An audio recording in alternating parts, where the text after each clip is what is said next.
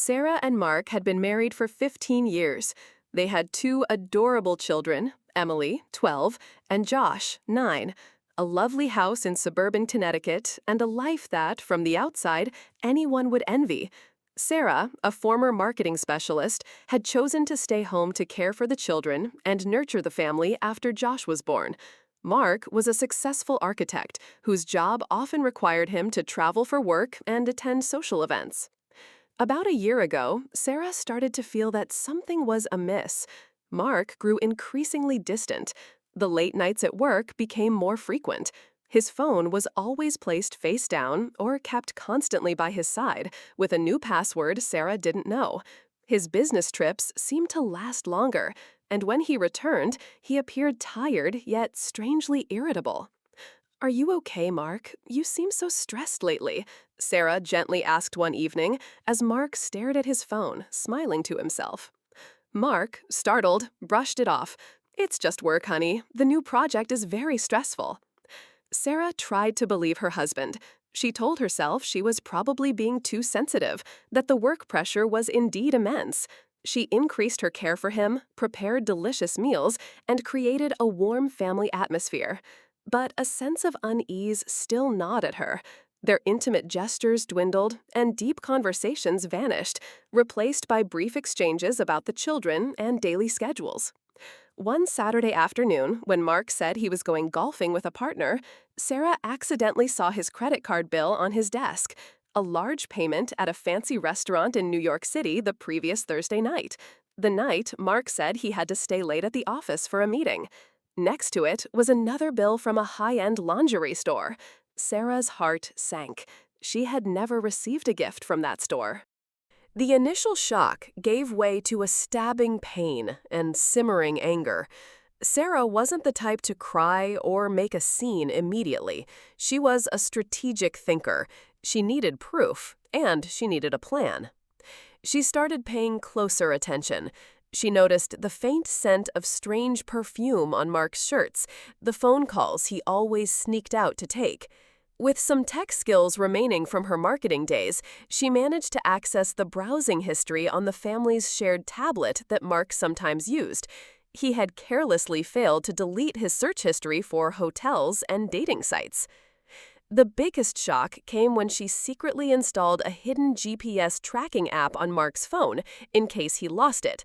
One evening, Mark said he was meeting a client in another city, but the GPS pointed to a high-end apartment building downtown, only a 30-minute drive from their home. Through a friend who worked as a private investigator, whom she discreetly contacted, Sarah learned the identity of the other woman. It was Chloe, a 28-year-old yoga instructor, hot and seductive, who frequently posted provocative, body-bearing photos on Instagram. Sarah felt a mixture of disgust and deep sadness. Chloe was nearly 15 years younger than her, possessing everything that time and 2 childbirths had taken from Sarah. But instead of collapsing, a flame of determination ignited within Sarah. She wouldn't let Mark and Chloe gloat. She wouldn't let them destroy her life and her children's lives so easily. She began to plan, meticulously and secretly. The first thing Sarah did was quietly meet with the best divorce lawyer in the area. She gathered all evidence of family finances, joint assets, and, of course, Mark's infidelity. Next, she began to reintegrate. She told Mark she was feeling a bit bored at home and wanted to rediscover some old passions. She enrolled in a few online marketing courses, updated her LinkedIn profile, and started taking on small freelance projects. Mark, too preoccupied with his secret affair, merely grunted his approval, perhaps even a little pleased that Sarah would be less attentive to him. Sarah also started taking better care of herself. She exercised regularly, changed her hairstyle, and bought some new, more fashionable clothes. She wasn't doing it for Mark, but for herself. Her confidence gradually returned. Meanwhile, she continued to act like a normal, even somewhat gentler wife. No interrogations, no nagging. This made Mark let his guard down even more. He thought Sarah was completely oblivious, or perhaps too dependent on him to dare do anything. Chloe, from what Sarah had gathered, loved to show off and live an Instagrammable life. She frequently checked in at fancy places Mark took her, though she never directly tagged him. Sarah noticed Chloe was very proud of her relationship with a successful and generous man like Mark. Sarah's plan needed a perfect stage, and the opportunity arrived. Mark's company was preparing to host a large year-end client appreciation party at a luxury hotel. This was an important event where Mark needed to project the image of a successful man with a happy family to impress potential partners. A week before the party, Sarah casually told Mark, "Honey, I think I'll take the kids to visit their maternal grandparents this weekend. They miss them so much. You just focus on the company event." Mark was visibly delighted. "Wonderful, darling. I really do need to fully concentrate on this party. You go ahead. Don't worry about me." He had no idea this was part of Sarah's plan. The night of the event, Mark, dashing in an expensive suit, confidently strode into the ballroom. And just as Sarah had predicted, Chloe was also there. She wore a tight red dress that showed off her curves, gorgeously made up. Mark introduced Chloe to a few colleagues as a friend, a potential partner on a personal project. They exchanged a knowing glance. The party went smoothly. Then came the speeches from important figures.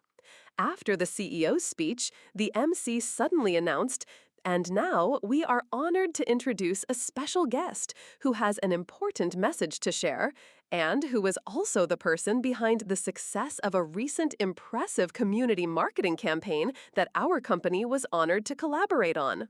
Please welcome to the stage Mrs. Sarah Miller." The entire room was stunned. Mark froze. His face turned from red to deathly pale. Chloe's eyes widened in astonishment, the smug look on her face vanishing. Sarah walked onto the stage, not as the familiar housewife, but as a powerful and glamorous woman. She wore an elegant sapphire blue evening gown, her hair professionally styled, her face exquisitely made up. She smiled confidently, her eyes sweeping across the room, then settling on Mark and Chloe, who stood rooted to the spot. "Good evening, ladies and gentlemen," Sarah began, her voice clear and steady. "I am Sarah Miller. Perhaps many of you here know me as the wife of Mark Miller, your company's talented architect." She paused, letting the silence hang. Mark looked like he wanted the ground to swallow him. "For the past 15 years," Sarah continued, "I have dedicated myself to building a home, supporting my husband in his career. But recently, I realized it was time for me to invest in a more important project, myself." She smiled. "I am delighted to announce that in collaboration with this very company, for the community campaign the MC just mentioned, I have officially returned to my marketing career. And I am incredibly proud that my debut campaign has been successful beyond expectations, bringing positive results for the community and enhancing the company's reputation." Applause erupted. Mark stood still, sweat beading on his forehead. Sarah raised her hand for silence. However, career success sometimes comes with unexpected discoveries in one's personal life. She glanced quickly at Chloe, who was trying to shrink away. "I have discovered that sometimes those we trust the most are the ones most willing to stab us in the back most painfully." The atmosphere in the room grew tense. All eyes turned to Mark. "And so," Sarah said, her voice powerful yet remarkably calm, "I also want to take this opportunity to announce another important decision. Just this morning, I officially filed for divorce from Mark Miller." A loud gasp rippled through the room. Mark staggered, having to lean on a nearby chair. Chloe's face was ashen. "I have also requested the court to divide our assets fairly, based on the contributions and mistakes of each person." Sarah emphasized the word mistakes, her gaze sharp as a knife as she looked directly at Mark. And I believe that with my new job and promising projects ahead, my children and I will have a wonderful new beginning. She smiled radiantly at the audience. I want to thank you all for listening, and especially, I want to send a thank you to Miss Chloe. Sarah looked directly at Chloe, who was trembling, for inadvertently helping me realize my true worth and the hidden strength I had long forgotten. Thanks to you, I have found myself again. With that, Sarah concluded her speech with a proud nod and stepped off the stage to thunderous applause. Some of Mark's female colleagues looked at her with admiration. Mark's senior bosses looked less than pleased with the scandal unfolding at their company event. Mark and Chloe were completely floored. They couldn't believe what had just happened. Mark tried to win Sarah back afterward, but she was resolute. With all the evidence of infidelity and her thorough legal preparation, Sarah won the majority of the assets in the divorce, including the house. She had used money from her marketing projects to prove her financial independence and ability to provide for the children. Mark's career suffered greatly. The scandal cost him his credibility with colleagues and clients.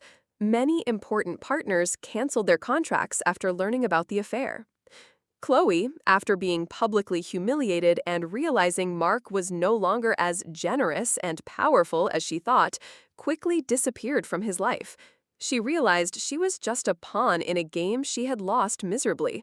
Her glamorous image, which she had tried to cultivate on social media, also suffered as rumors spread. Sarah, on the other hand, became increasingly successful. Her story became an inspiration to many other women.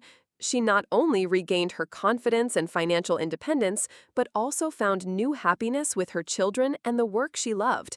She had turned pain into strength, and her revenge was not noisy destruction, but a proud and intelligent resurgence. She showed Mark and the world that a betrayed woman is not weak, but on the contrary, can become stronger than ever before.